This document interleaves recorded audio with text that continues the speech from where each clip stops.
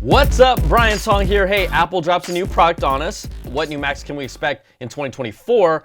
And a foldable iPad is in deep development. So, hey, let's start off with the product first and the new Apple Pencil that Apple dropped on us just out of nowhere. Hey, I broke it down on my last video, so you can check it out, but it's $79. It does less than the current $129 second generation Apple Pencil, but it looks like the second gen. It has a sliding cap that reveals a USB-C port that you will need to charge and pair it to your iPad with a cable. And then the first gen is still available for $99. Not confusing at all. Now, Apple won't call it the Apple Pencil SE, but that's what it sure feels like. You know, it's a more affordable, stripped-down pencil for new users, people who don't need all the bells and whistles of the second gen, and students, I could see that. But other than it being a new product, there's not much more to say about it, and it just came out as the lone announcement for the week. So, you know, not alongside any new iPads or anything, just an Apple Pencil. Now, there are plenty of reports on what other iPads Apple is currently working on, but let's just start off with the spicy stuff. That could also maybe be a total reach. Digitimes reports Apple's long-rumored foldable iPad is now in intensive development and is so far along that it could be announced as soon as 2024. Wait, what? Yeah, the report says Apple is working with suppliers and a small-scale production is planned for the end of 2024. And if progress continues to stay on track, they could announce the foldable iPad in late 2024 or early 2025. Now, we know over the past few years, we've heard plenty of reports that Apple's been testing out these foldable concepts and designs. And what's interesting is that this is not a foldable phone design, which most consumers would love to see what Apple comes up there, but instead an iPad. And this does feel like an Apple thing where instead of zigging, they're deciding to zag, and that has worked for them in the past, but it would be their first foldable product ever.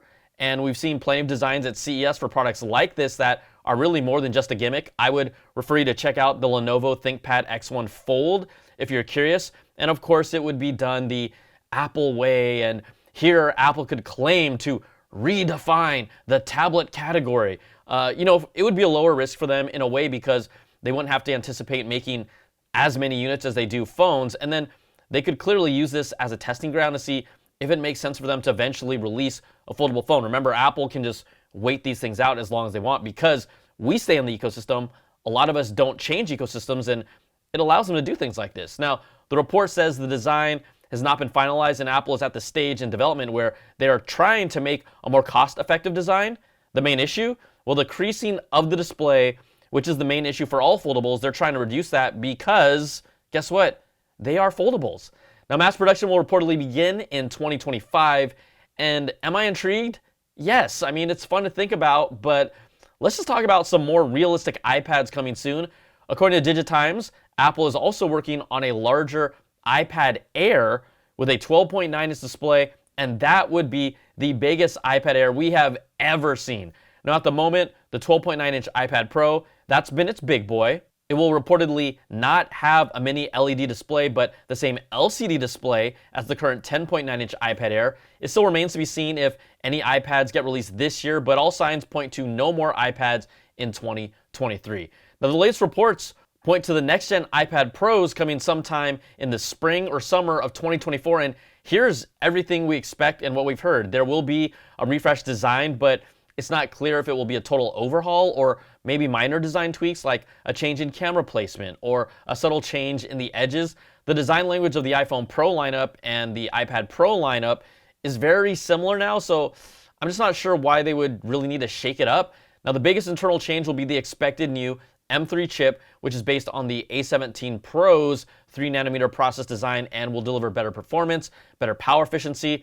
A recent report also claims the new iPad Pro will have a 4TB storage option, and that could potentially also mean an increase in RAM as well. The big cosmetic difference will be a rumored new OLED display that will offer better color accuracy, deeper blacks, better contrast, and use less power. You'll be able to tell just how it looks if you've ever seen how TVs behave. The two iPad Pro sizes will reportedly increase just slightly, going from 11 to 11.1 inches, and then from 12.9 inches to 13 with these new OLED iPad Pro models. OLED's also expected to bump up the price of the new iPads, but the reported numbers sound pretty wild to me.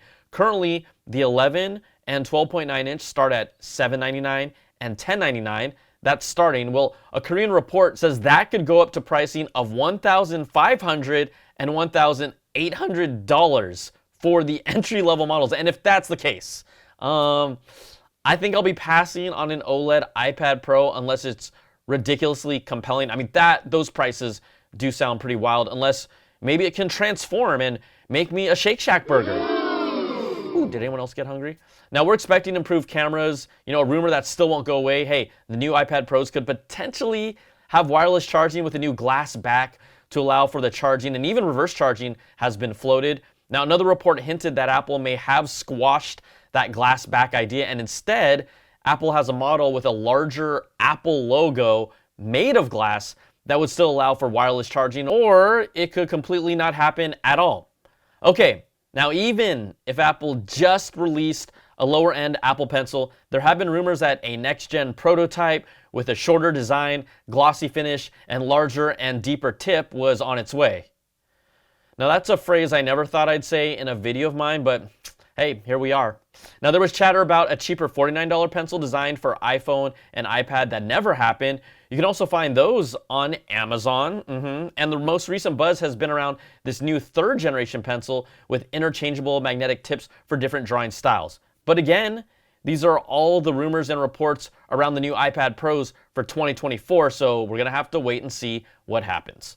All right, let's take a moment to thank the sponsor of this video, Factor. With the busy fall season already in swing, you can count on Factor for fast, tasty meals that fit your lifestyle. Factor supports wholesome eating made simple. Their menus are updated weekly and include 27 plus meals and 33 plus add-on options.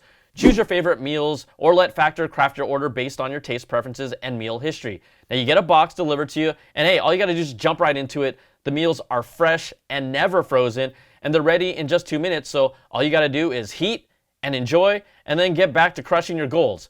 With Factor, it lets me skip the extra trip to the grocery store and then the chopping and prepping and the cleaning up too. You'll save time, eat well, and stay on track with your healthy lifestyle. Now, I've used Factor before they sponsored this video, and they deliver the freshest pre-prepared meals that I've ever had. You got dishes like sun-dried tomato chicken and this chipotle rubbed pork chop that are legit good because, again, they are fresh and not frozen, and it makes all the difference. And if you know me, look, I love my food, and I'm not just gonna recommend anyone to you. So head to factor75.com or click the link below and use code BrianTong50 to get 50% off your first Factor box. That's 50% off on your first Factor box by going to the link on screen and using the code BrianTong. All right, let's get back to the stories. And no new Macs or iPads are expected to launch for the remainder of this year, according to analyst Ming-Chi Kuo and others. And last month, he also claimed that it was unlikely that we'd see any M3-based Macs this year as well. According to Kuo, MacBook sales have reportedly taken a hit with their decision to not launch any more Macs for the remainder of the year. And I've talked about this before, but Apple Silicon is so good these days. It's so good. And was there really any good reason for most users to make another upgrade after investing in an M1 Pro, maybe an M1 Max, or even M1 Ultra machine? I mean, what about upgrading an M1 for someone like my parents?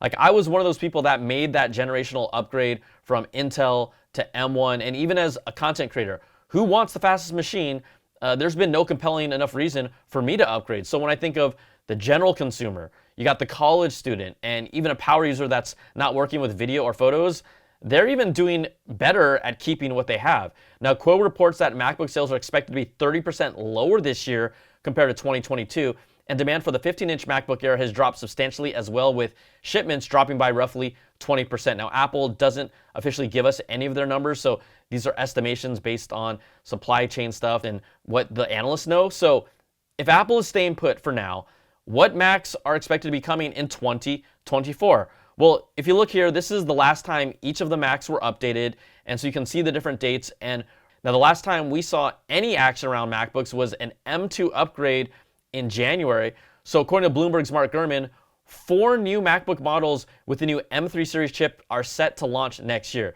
Now, Gurman reports that the new 14-inch and 16-inch MacBook Pro models with M3 Pro and M3 Max chips are in the design validation testing phase, which means that they're just about ready for mass production, and we could expect to see them launch between early 2024 and the spring. Now, that would be similar to when last year's MacBook Pros were also updated.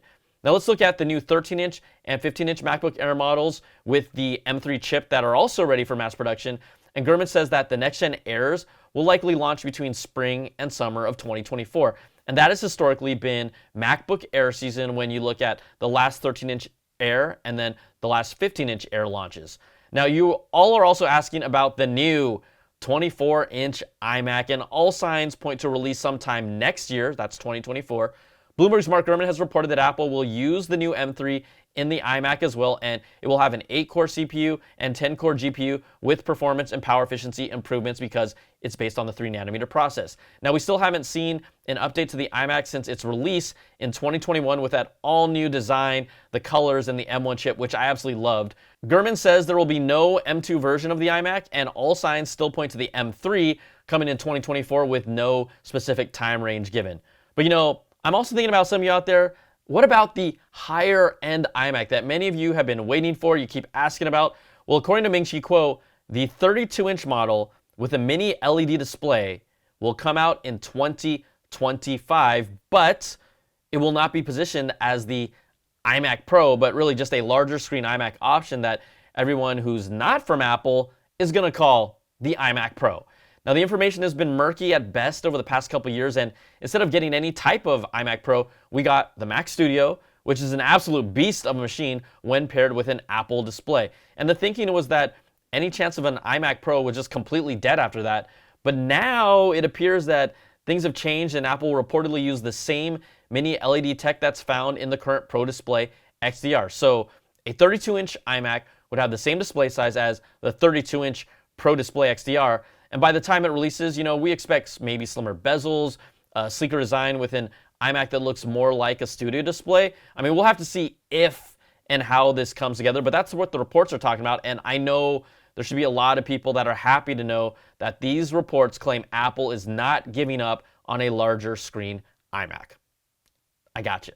All right, that's going to do it for this video. Hey, if you like what you see, give me that thumbs up, subs up, and hit that notification bell. Ding! To get all my latest videos when they drop. And if you want more of that Apple goodness, you can check out my weekly Apple Bits XL audio podcast with the latest stories and special guests. Plus, you can support all my content with an ad-free version of the podcast, early access to my content, and exclusive content at patreon.com/Brian Tong.